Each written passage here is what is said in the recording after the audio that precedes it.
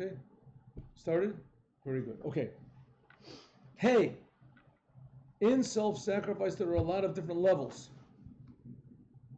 Yesh al namu musar nafsho. Sometimes a person is willing to sacrifice himself for the truth. Alval masirut nefesh atzmo itzlo b'medida v'hagbala. But it's limited. Kol im shemegia liyado inyan shel Torah v'mitzvot hakroch v'masirut nefesh. Any time that there comes to a topic of Judaism and is required that he has to sacrifice himself, give more charity than he has, go and help someone, he looks in the Shulchan Aruch, he looks in the law book, if according to the Shulchan Aruch, it's an obligation for a person to give his life for this. Then he does it.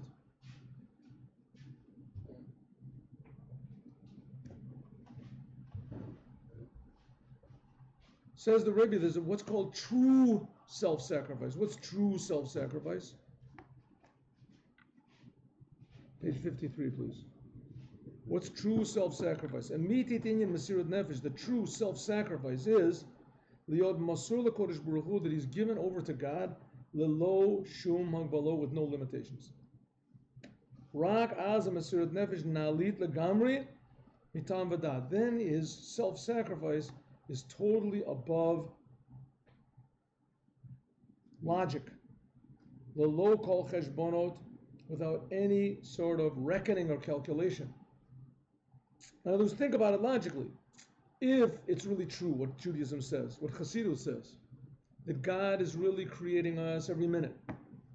He's creating us from nothing. So God is really good. I mean, he's really, really good. And we really owe him a lot. We owe him everything we have. We owe him everything. But God creates us in such a way that we don't feel this. Purposely. Creates. Okay, so now the question is it true or is it not true? You know, is it really true that God creates us every moment and we don't feel it because that's how he creates us? Or maybe there's no such thing as God and all there is me. And all this thing about God creating me like I am, it's just, a Chassidic, philosophical, Jewish, idea. Which one is true? So, take it or leave it, whichever one you think is true. Right? It's true. But what's the fact? The fact is, like Chassidut says. Right? How do you know? Look at the people who are saying it. Who is saying these ideas? The Alter Rebbe, the Rebbe. Look at who these people are. Right? How they are in their own private lives. How they really act. Are they just trying to justify their religious tendencies? And that's why they make this up? Right? Or maybe it's really true. These people really are devoted totally and they don't think at all about themselves. Right? Now let's look at the other people. Let's look at the people who say that God does not exist, 100%. Right? Are these people just trying to justify their own feelings? And yes, 100%. Look at their personal lives. Right? What they do when they're not standing in front of their pupils and getting attention. Look at how they act. What are they really devoted to all the time? They're devoted to themselves. They want to have a good meal. They want to have a good time. They want to enjoy it. What's wrong with that? And then they make a philosophy to justify this. So let's look then, what does Judaism say? What is Judaism? What is the Alter Rebbe? What do they really say? God is creating us every moment. Do you feel it? Don't feel it. That's because God created it that way. Okay? Now we have a special thing which is called giving away your selfishness. Right? What is this thing that God makes that conceals God? The thing that God makes that conceals God is my selfishness, my ego. So what are you supposed to do? There are some people, Judaism just didn't realize this. There's the Eastern religions also realize that the world is a big fake out and you got to get rid of your ego. So how do you get rid of your ego? By fasting, by doing all sorts of meditating, by going to this. That's just you deciding what you want to do. You just decide you want a little bit of a higher ego. Right? You don't want the physical pleasures, you want spiritual pleasures. Says the Rebbe, true Mesirat Nefesh, true self-sacrifice means you're not thinking about anything you're going to receive, not receiving heaven, not receiving enlightenment, not receiving eternal pleasure, infinite bliss, right? Constant, whatever it is, the peace. You're doing what God says, even though it might mean that you're going to lose everything, like Abraham did, and like Pinchas did. If it's really true, then devote yourself totally to it. God has a Torah. God creates you. You should be devoted to God. What happens if you're devoted to God? Then it's like a television set. A television set that works. You can see the program.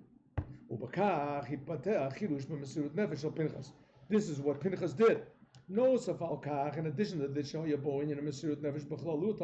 in addition to the fact that he had self-sacrifice in general, and in general he was a person that was willing to just give everything he had for anything that was really true. Masar et nafsho gam al davar kazeh. He also gave his soul. He gave his life. He was willing to sacrifice his whole entire past, present, and future. She'al pi din ein chiyuv lasoto. That according to the letter of the law, he did not have to do this. No one else did. Moses didn't do it. Aaron didn't do it. Adarabah, ilu shoel. If you would ask in a beit din, if you would go and ask in a rabbi what to do, right? Here's this head of the tribe of Shimon, and he took this non-Jewish woman. He's having sexual intercourse in front of all of the Jewish people and saying this is what everybody should do. And no one knew what to do, right? The Jewish people didn't know what to do. Exactly the opposite. People started thinking, hey, I'm going to do like what he's doing. What's wrong with that? Right? What's wrong with that? It says even more. If you would go and ask a rabbi, what should I do? The rabbi would say, I can't tell you. Ein morim lo. Lo omrim lo shum davar. They couldn't say anything. Rak kanaim pogim bo. The law is a person that's zealous, jealous for God, he has to take things into his own hands. Lo omrim lo, I'm sorry. Zehu hari enyan shel amitit mesirut nefesh. This is true self-sacrifice. You see something that has to be done, you're sure it's right, no one else is doing it, you have to do it. What can you do? But you have to be sure it's right. You have to be sure it's right. This is the connection between Pinchas and the future redemption. Hagu'ula tira, the future redemption will come only by means of this self-sacrifice. Okay, Urshel. The future redemption is not going to come by learning Torah. Of course you have to learn Torah. It's not going to come by doing the commandments. It's not so much what you do as how you do it. How you do it. Of course you have to learn Torah. Of course you have to do commandments. That's the things the Mashiach is going to do. He's going to bring all the Jewish people back to doing the commandments and back to learning Torah. But you can ask yourself a question. I mean, you know the Jewish people. Come on, they're not going to go start all of a sudden. Everybody's going to put on tefillin. They want to know what's in it for me, right? If you go and you say, listen, if you put on tefillin, we want to bring you a witness. Okay, Urshel. Man stands up and says, listen, I used to not put on tefillin. I was in debt. I put on tefillin and all of a sudden all my debts went away. Okay, let's have someone else come up and speak. Right? Mr. Groys, what do you say? I used to be sick. I was blind, deaf, and dumb. I put on tefillin and all of a sudden I could see, hear, and speak. Okay, next person speaking, right? I used to be crippled. I didn't have any legs. My spinal cord was false. I got blown up in the war. I put on tefillin and all of a sudden I woke up in the morning and my legs and my spine worked. Okay, next. Oh, then everybody would start putting on tefillin. Right there is what I do. But the fact that's not how it works. It doesn't work that way. Huh? Go on. So why should people put on tefillin? What's the reason to do it? Because God said. Now, in order to do things just because God said, you got to be crazy. You got to be a little bit crazy. So that's exactly the point. That's what Pinchas did. You're going to be to all these normal people, all these reform rabbis, all of these atheistic scientists and philosophers, Jewish, right? All of a sudden, they're all going to start putting on tefillin and praying every morning and keeping Shabbos. That's insane. That's exactly right. That's right. And that's exactly what's the essence of every Jewish soul, this insanity. And that's what Pinchas brought into the world. What Pinchas did was insane, and he inherited this insanity to all of us. And really, it wasn't him that did it. It was Abraham that did it. Now, there's a person stops making calculations. There was a story I know there was a story about a man that it's a sort of a long story, and I think it's with the Apter, but I'm not sure. There was a man that had a son that couldn't speak. He was a rich man. This is a story like in Hungary or somewhere. And he went to one of these big rabbis, tzaddikim, and he said, listen, my son can't speak, what can I do? And he said, start doing the commandments and grow a beard. So the man said, listen, the commandments I'm willing to do, but I can't grow a beard. In my community, the only people that have beards are homeless. I said, okay, no deal. So he said, okay, I'll do it. I'll grow a beard. And he started growing a beard, and sure enough, everybody laughed at him, and he said he didn't care, he was doing it for his son. And after that, his son got better. It's not better. What's the point? The point is, the Rebbe had to force him, even though he knew that his son was going to get better if he grew a beard, but peer pressure is so powerful. Peer pressure. Maybe the most powerful force in the world is peer pressure. That's what Rabbi Yochanan ben Zakkai said. You should fear God like you fear people. He told his pupils. He said, you should know when a person does a sin, he said, I hope nobody sees me. In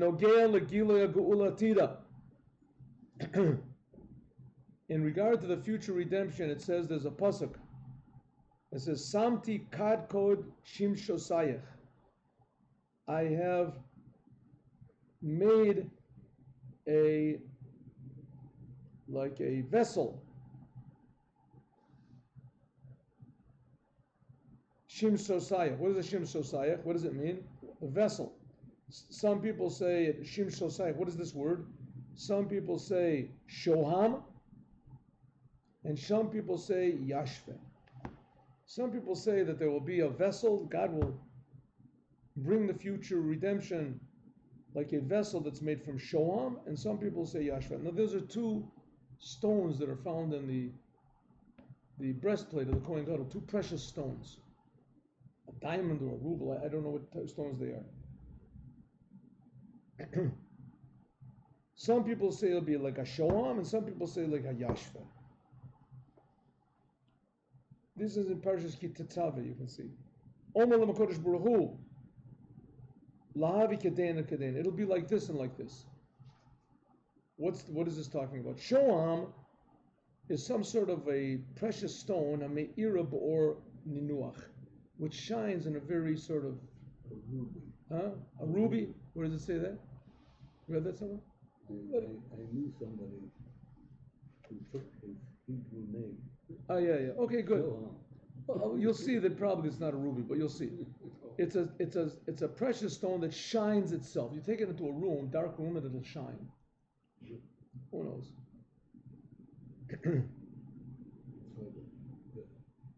This is with a huh? Solar in the ark. Yeah, right. That's right. This is shoham is a light that is a stone that shines with a very pleasant, calm light. And yashve is a stone, a precious stone that blinds you, barak ora, with a very harsh, bright light. Diamonds, that's the argument. If the future redemption is going to be like from above to below, that's like a shoham, a pleasant light, or by means of purifying the world, and elevating it from below to above, yashve. Fire, like fire goes up from below. Right? Yeah. There's two ways of lighting up the outside. You want to light up the outside. One way is wait for the day, and it comes in the day, it's beautiful. Another way is you make a big fire. Ooh, that's already sharp. Right? It's a sharp light that comes from below to above. Sam says, so that's the question. Is the future redemption going to come from above to below? It's going to be a calm light from God? Or is it going to be a fiery light from below? What's going to make the future redemption? The world can't go on like it is. It has to change. What's going to change the world to make it into a better, beautiful, meaningful place. What's going to do it? So some people say God's going to do it. Other people say, no, we have to do it. God will do it alone, or that we have to do it on our own, and then God will help. So on one hand, you got to have God doing it on His own. You're not going to even be inspired. Without inspiration, without motivation, you can't do anything. And inspiration comes from God. On the other hand, you have to do. So which is it going to be? Which is going to be the main one? The rabbis say, Kodesh Baruch Hu says, like both of them, Sheyu shneim yachad, Yitron hamshacha v'yitron Allah. One is that there's God will do it on His own, and the other is we're going to do it on our own. What difference does it make if God brings the future redemption and He stops all evil and death and suffering in the world, or if we do it? We do it, and God just helps us. What's the difference? So the difference is like this. It's what's called hamshacha and ha'ala. Hamshacha means God doing everything on His own, and ha'ala means that we do it from below to above. What's going to change the world? Hamshacha, if it is God does it on His own from above to below, ha'or hu l'lo hagbalah, then there's no limit to the light, like it was on Mount Sinai. Tremendous, beautiful light of God. Masha'en kein balal lamata, which is not the case if it comes from below to above. Nimshach or kazeh, then there is drawn down a light, a matim lefi erech ofen avodah shlamata. Then there is drawn down a light of God, which is fitting to our service, what we do. God replies accordingly. But there is something better than from below to above. Coming back. Lo al yedei kasher or nimshach milamayla mata, if everything comes from God's blessing from below to above, sorry, from above to below, kasher or nimshach milamayla mata, lo yedei avodah, the tachton is ein tachton yochol tamid liklot et or l'pnimiyut. Then the world can't take the light, like it was in Mount Sinai. Because people didn't really want such a big revelation. Like people nowadays that they win the lottery, right? So they're not ready for so much money. Therefore, it shines only in a surrounding way, a commercial. But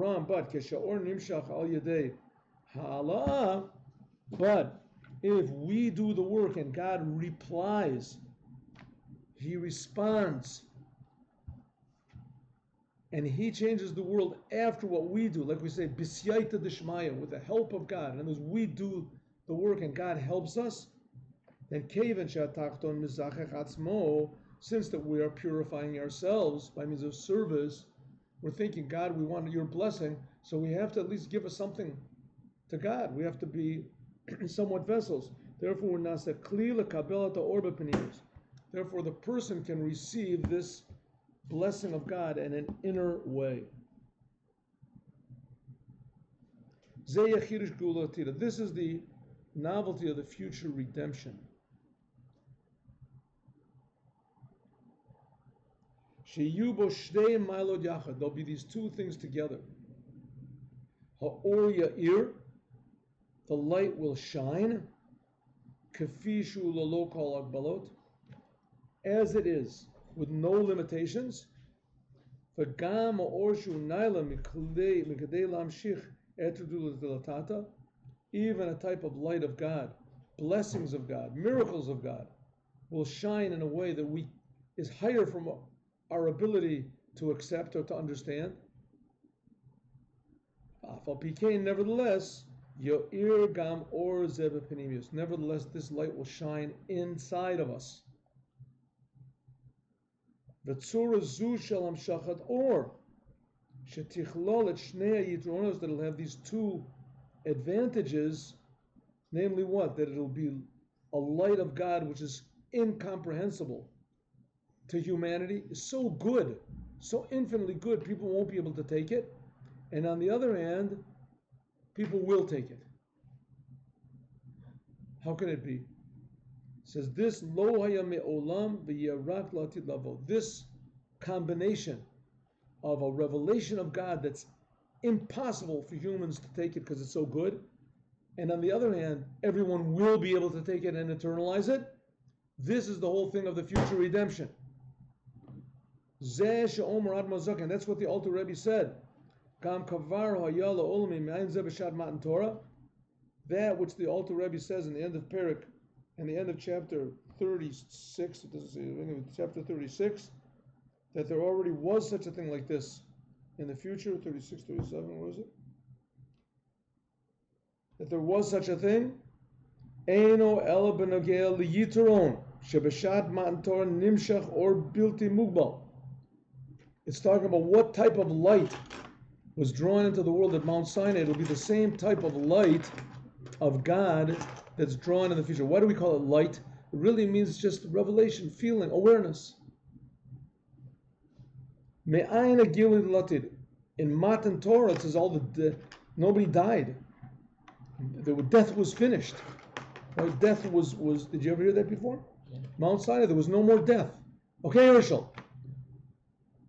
Lo izdachech avaladayin amata lo izdachech. But the world wasn't ready for such a big revelation.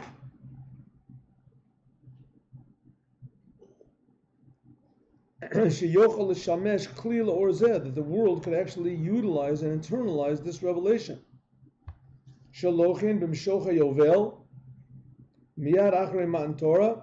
Immediately after the trumpet stopped blowing, it says that Hashem sounded a shofar. As soon as God took away this revelation, the world turned back to be regular like it was before. Until it even left a big place that Jews could actually sin, worship idols, the golden calf. Why? Because the people weren't ready for such a revelation. It's like taking a poor person, right, and giving him a job. Right, a poor person, a totally ignorant person, he's going to have a job. His job is that he's going to guard the bank. Right, they guard the bank, and they tell him you have to do a especially good job tonight because the vault is it didn't lock, so you have to. So they leave, and the person is there. He never had such responsibility before in his life. He never knew such a thing. Once he used to just be in the park, sleeping on benches. Once in a while, somebody would give him. $2 and say, buy me a cup of coffee for $1. He would go take the other $1 for himself. That was all he used to do. Now all of a sudden they put a uniform on him, they give him a gun, and they tell him, listen, you have to watch all the locks didn't lock, the door doesn't lock, and all this money and all this stuff. He's telling him, doesn't know what to do with it. What's he gonna do? And people come, they say, hey, can you do me a favor? What? Give me some of that green paper and that thing. If you do, we'll give you a free beer. Cold beer, okay. He doesn't know any better. He hasn't got the wherewithal to take care of it. It's like taking a person from the street and making him into a brain surgeon.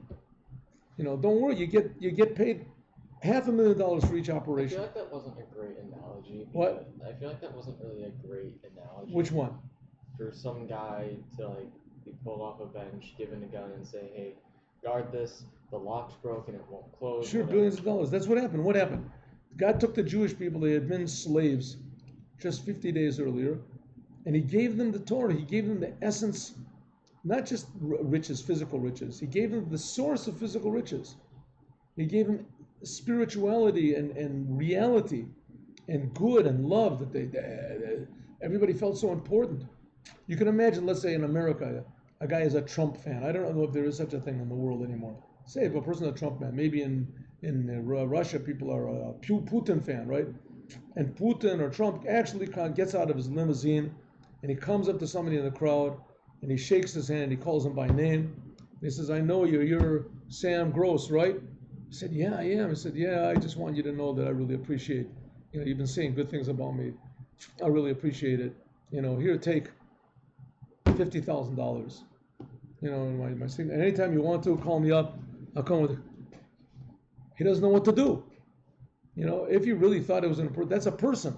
If a person would come up to you and say, they have in America, especially these people, movie stars, rock and roll stars, right? He touches this girl in the crowd, her hand. Oh, I will never wash my hand again. Touches it. Here, God Himself, lahavdil, spoke to every single Jew individually. Can you imagine the happiness, the joy that they had? So really, what was the happiness? That they didn't know what to do. It was so much for them that they couldn't accept it. If Moses would have talked to them, no, that also might have been a little bit too much. If who would have talked to them? I don't know. Some movie star would talk to them. Some rock and roll star would talk. Oh, that they could understand. That they could. Oh, you never. This who touched me today. Who I saw. This is a little bit of his coat. It's Joe Schmo. Joe Schmo, the famous singer, actually touched you. Yes. What he has that song, Schmo Joe. That's right. I can't believe it. You actually. Right? Yes, he did. He touched. Right? That's just cheap nothing. Here, God Himself talked to all the Jews. How they should be happy. Were they happy? It was too much. They couldn't take it. As long as Moses wasn't there to keep it in vessels, the Jewish people, as soon as he wasn't there, everybody just worshiped the golden calf. They didn't know what to do. It says in the future there's going to be that same revelation that there was on Mount Sinai. The revelation that did away with death. The same revelation. But the people will be able to accept it. The people will be able to accept it. What do you mean they'll accept it? They won't be selfish. There won't be selfishness. People won't try to translate God into their own personal terms. Right? How many bottles of beer can I buy from? What type of a car can I get? Oh my God! This revelation on Mount Sinai. People won't think in terms of that, and they won't think of popularity and what people think about me and what am I going to do with this revelation. They'll just feel the amazingness that the same God who's creating me revealed Himself. Amazing. Says that's going to be in the future. The future redemption is going to be both together. Gam zem murumas Pinchas. This was hinted at by Pinchas. It says that Pinchas is Elijah the prophet. Mevasera Geula. Elijah the prophet will announce the future redemption. Kahuna Komer Leil, like we said before, the priesthood is not a thing which is possible to acquire by means of work. Ki im shenit denis milamayla v'nasi teva. But when God made priests, so we said this in the beginning of the Sikha, how could God make Pinchas into a priest, into a Kohen? He wasn't a Kohen. You can't be a Kohen if you weren't born a Kohen. We have to say that Pinchas himself, he must have been that he was fit to be a priest, even before he killed Zimri. But nevertheless, it was not given him the power, the actual power, until he did what God said. And he killed Zimri. Why? That the kahuna, that this blessing of being a priest from above should reach to him by means of his own service. Vadavar nirmaz gam b'pasuk hineni notenes briti shalom. Gershel. That I will give Pinchas my blessing of peace. What is peace? What is peace? What does peace mean? Peace. What is peace? Not fighting. Not fighting. A person that's locked up in a room, in prison, solitary confinement. Is he at peace? Peaceful. Huh? That's peaceful? There's no noise maybe, but it's not at peace. And that's not called peace. A person who is... Do what Stalin did and execute everyone that says anything against him. That's right. Is that called peace? Very good. We're going to have a little peace and quiet in this country. I'm going to kill everybody. Now we got it quiet. That's it, right? Shalom bayis. What's shalom bayis? Kill your husband. Right? Then there's going to be peace. No problems. He won't come. That's ridiculous. Peace comes from when there's two opposites and you unite them. That's what peace. That's why it's called shalom bayis. Shalom bayis means when there are two opposites and unite the two opposites. Right? Like you said, very good. Stalin said, just kill everybody, then there's going to be peace. That's not called peace, even if he'd succeeded. God forbid, it's not called peace. Peace is when there are two opposites and you make harmony between them. She'etzel Pinchas yeh chibur shtei hakavim. That's what it means God gave him the blessing of peace. Gilui milamayla, revelation of God from above, infinite. Together with finite, together with service from below. There will be a revelation of light of God, revelation of God that's so good that no one can possibly accept it, no human creation can possibly accept it. And on the other hand, it'll be accepted. You just finished saying it's impossible, right? And it'll be accepted. Yeah, that's even more impossible, right? That's what's going to be. It'll mean that we won't appreciate the world on our standards. It'll be on the Creator's standards. A shalom, v'chibur kazeh, this is something like the future redemption.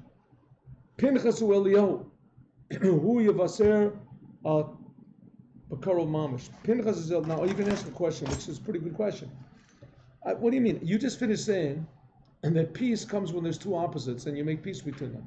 But Pinchas, he killed somebody.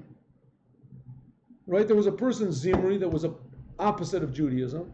And instead of making peace and making unity between them, he killed him. How is that peace? Doesn't make any sense.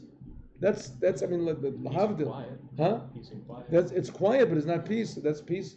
So the answer is no, it is. You don't understand. How can it be that two opposites unite? That's the point of the Sikha.